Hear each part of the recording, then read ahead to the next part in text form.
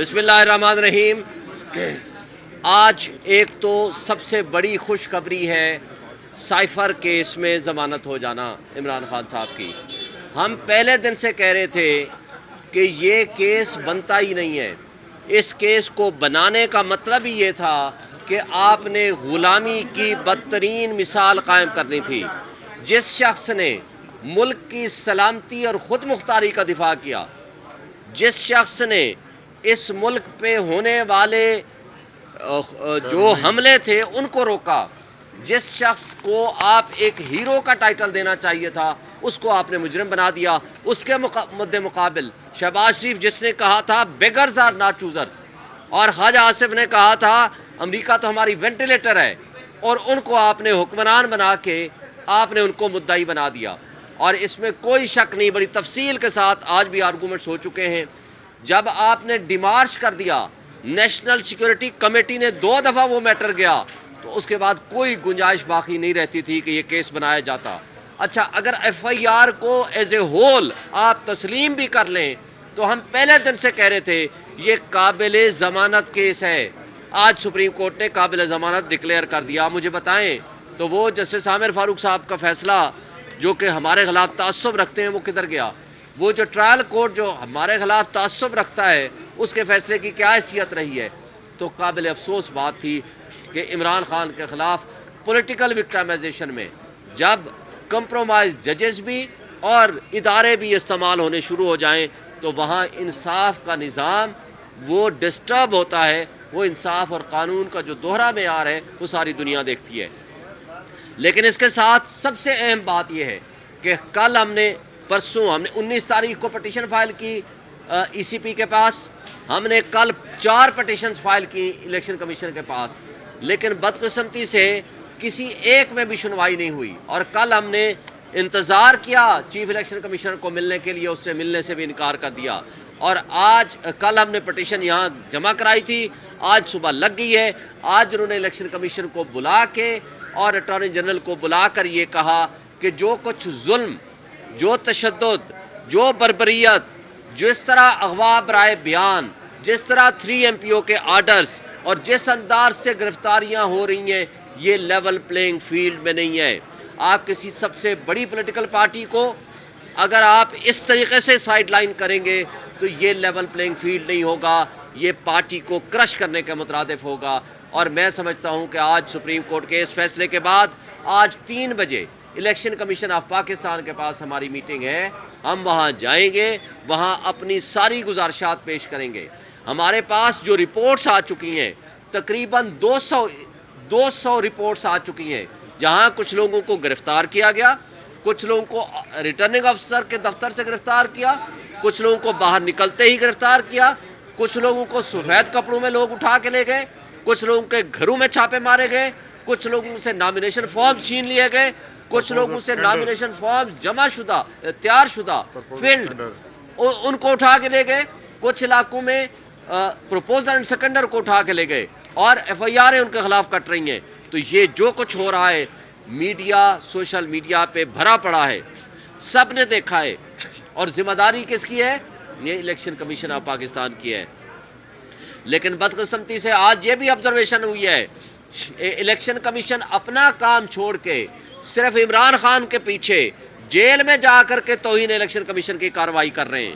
اگر وہ یہ حرکتیں کریں گے تو مجھے بتائیں کہ کیسے الیکشن کمیشن کے باعث ہونے کے بارے میں کسی کی رائے قائم نہیں ہوگی۔ یہ بھی آج جسٹس سطر مدن اللہ صاحب نے آبزرویشن دی ہے۔ پھر انٹرا پارٹی الیکشن کے حوالے سے بھی جسٹس سطر مدن اللہ صاحب کی آبزرویشن آئی ہے کہ آپ نے صرف ایک پارٹی کو تو نوٹس کر دیا، آپ کے پاس 150 کے قریب اگر باقی جو پارٹیاں ہیں ان کا بھی اسی طرح پولیٹیکل پارٹیز کا الیکشن ہوا ہے، ان میں سے تو آپ نے کسی کو نہیں دیا۔ تو لہٰذا یہ جو دوہرا معیار ہے یہ غلط ہے، غیر قانونی ہے۔ ہم آج یہ مطالبہ کرتے ہیں الیکشن کمیشن سے، ان ریٹرننگ افسر سے، کہ جو ریٹرننگ افسر اور عملہ اس کارروائی میں ملوث رہا ہے، الیکشن کمیشن کے پاس اختیار ہے کہ ان کے خلاف ڈسپلنری ایکشن کرے اور ان کے خلاف مقدمات درج کرائے اور ان کو جیلوں میں بند کرے۔ اگر وہ نہیں کریں گے تو الیکشن کمیشن اپنی ذمہ داریاں ادا نہیں کر رہا۔ Thank you.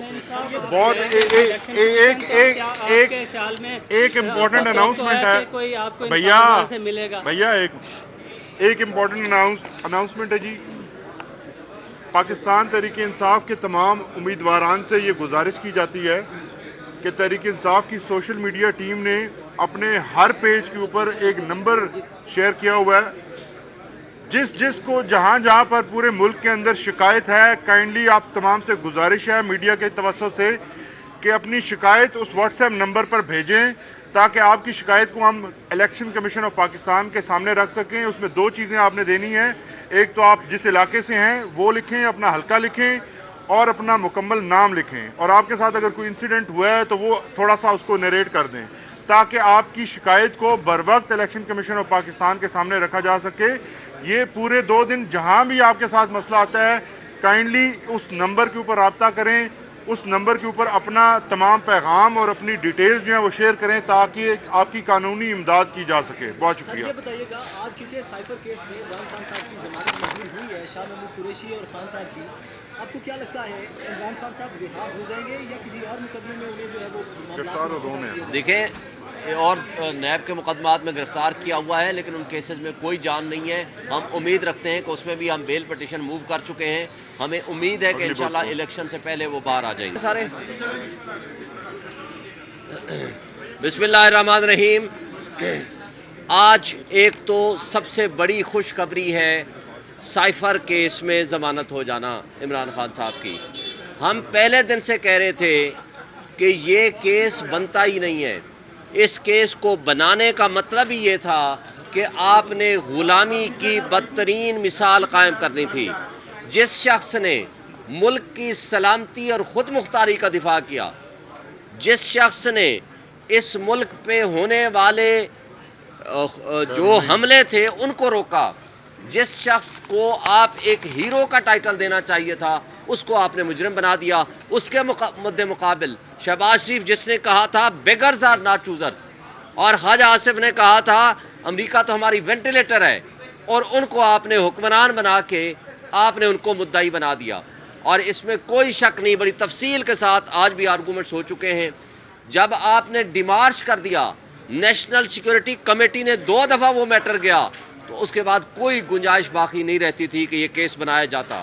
اچھا اگر ایف آئی آر کو ایز اے ہول آپ تسلیم بھی کر لیں تو ہم پہلے دن سے کہہ رہے تھے یہ قابل ضمانت کیس ہے. آج سپریم کورٹ نے قابل ضمانت ڈکلیئر کر دیا. مجھے بتائیں تو وہ جسٹس عامر فاروق صاحب کا فیصلہ جو کہ ہمارے خلاف تعصب رکھتے ہیں وہ کدھر گیا؟ وہ جو ٹرائل کورٹ جو ہمارے خلاف تعصب رکھتا ہے اس کے فیصلے کی کیا حیثیت رہی ہے؟ تو قابل افسوس بات تھی کہ عمران خان کے خلاف پولیٹیکل وکٹائمائزیشن میں جب کمپرومائز ججز بھی اور ادارے بھی استعمال ہونے شروع ہو جائیں تو وہاں انصاف کا نظام وہ ڈسٹرب ہوتا ہے.